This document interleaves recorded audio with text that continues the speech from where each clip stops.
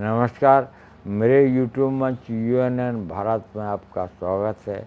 मैं हूं आपका मित्र आर.वी. उपाध्याय और आपसे गुजारिश चैनल को सब्सक्राइब करें, लाइक करें, शेयर करें।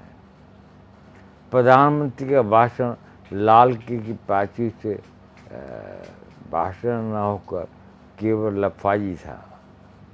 लफाजी शब्द इसलिए प्रयोग कर रहा हूँ कि पहली बार भाषण में देश की जनता के नाम संबोधन कर रहे थे और ऐसा लग रहा था कि वो लाल किले की प्राचीर से न बोलकर किसी चुनावी रैली में भाषण दे रहे हैं,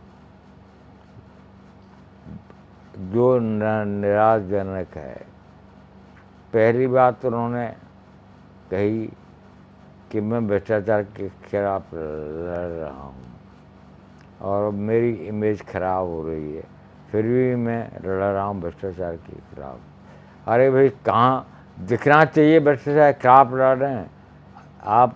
इतना लंबा शासनकाल हो गया, एक ही भ्रष्टाचारी को सजा दी या एक की भी चार्जशीट हुई नहीं हुई, बल्कि भ्रष्टाचारी नेता जो कल तक थे वो सब आपने अपनी पार्टी में शामिल कर लिए। तो भ्रष्टाचार से लड़ाई कैसे होगी, ये सोचने वाली बात है। जिसमें प्रमुख नाम है हेमंत शर्मा, जिनके खिलाफ मुकदमा दायर और अमित शाह ने भरी प्रेस कॉन्फ्रेंस में कहा था आज वो बीजेपी के मुख्यमंत्री हैं। और अजीत पवार के बारे में कहा जा चक्की पिसिंग, आज अजीत पवार उप मुख्यमंत्री हैं महाराष्ट्र के। बहुत सारे नाम हैं, सुवेंदु अधिकारी, शारदा घोटाला, वो आपकी पार्टी में है। किस कहाँ लड़ रहे हैं जंग, ये सोचने वाला विषय है। क्या अपने पार्टी विस्तार के लिए केवल दिखावा है? अपनी पार्टी में शामिल करते हैं, भ्रष्टाचार के दाग धुल जाते हैं और आप कहते हैं भ्रष्टाचार के खिलाफ लड़ रहे हैं। लाल किले पर खड़े होकर लाल किले पर खड़े होकर बोलते हैं, ये निराशाजनक है। दूसरी बात आपने कही के रेपिस्ट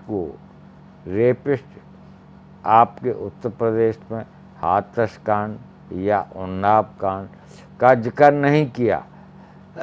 बंगाल में एक बेटी के साथ बलात्कार हुआ, उसका आप महिमा कर रहे हैं, कह रहे हैं फांसी देनी चाहिए, ऐसी सजा देनी चाहिए। अरे किससे कह रहे हैं? कोई और प्रधानमंत्री है? आप विपक्ष में हैं, आप सत्ता पक्ष में हैं, आप देश के प्रधानमंत्री हैं, आपको कानून बनाना चाहिए। कानून लाकर सबको सजा देनी चाहिए। आप कह रहे हैं रेपिस्ट को सजा फांसी की हो, किसने रोका है? आप कानून बनाइए, फांसी की सजा हो और होगी, परंतु आपकी कथनी और करनी, ऐसा लगता है आप सिर्फ लापरवाही करते हैं। आप बयान देते हैं, यथार्थ में ज़मीन पर कुछ नहीं होता। तभी पहली बार हुआ कि आपने लाल किले की प्राचीर से कोई वादा नहीं किया, और वादा करेंगे भी कहाँ से? मैं कहते हैं वो उच्च शिक्षा के लिए बच्चे विदेश पढ़ने जाते हैं, क्यों जाते हैं? आपने क्या किया? यूनिवर्सिटी का बेड घटा दिया, जिससे बच्चे मजबूरी में जाते हैं। कोई अपने बच्चों को विदेश पढ़ने यूं ही नहीं भेज देता। आपने कहा मेडिकल की सीट बढ़ाएंगे, कैसे बढ़ाएंगे? आपने कहा हमने सीट बढ़ाई, तुमने सीट कहाँ बढ़ाई? प्राइवेट मेडिकल कॉलेज में। और अब क्या करेंगे कि आप प्राइवेट मेडिकल कॉलेज और खोलेंगे, जहाँ मोटी डोनेशन लेके बच्चे दाखिला लेंगे। उससे सस्ता विदेश में MBBS की डिग्री होती है। हमारे बच्चे हर देश में ऐसे ऐसे देशों में जाते हैं जिनसे कल्पना नहीं की जा सकती।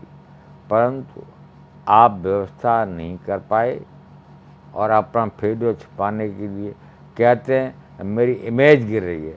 आपकी इमेज कैसे सुधरे, कैसी तरीके से काम करने सुधरेगी? आपने कुछ किया है? कुछ नहीं किया।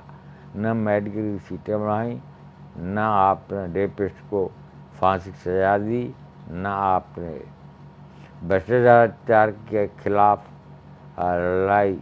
आप कहते हैं मैं भ्रष्टाचार के खिलाफ लड़ाई लड़ रहा हूँ, परंतु आप लड़ाई लड़ नहीं रहे, उनको अपने में शामिल कर रहे हैं।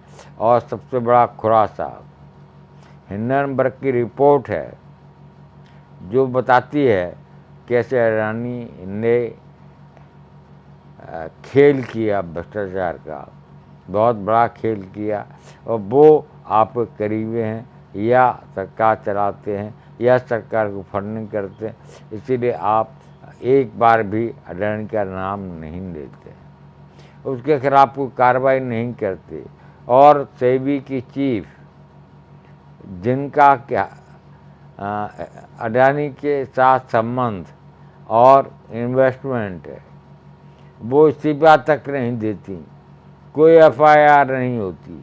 इससे पता चलता है आप कितना भ्रष्टाचार के खिलाफ है। आप इस संबंध में क्या राय रखते हैं?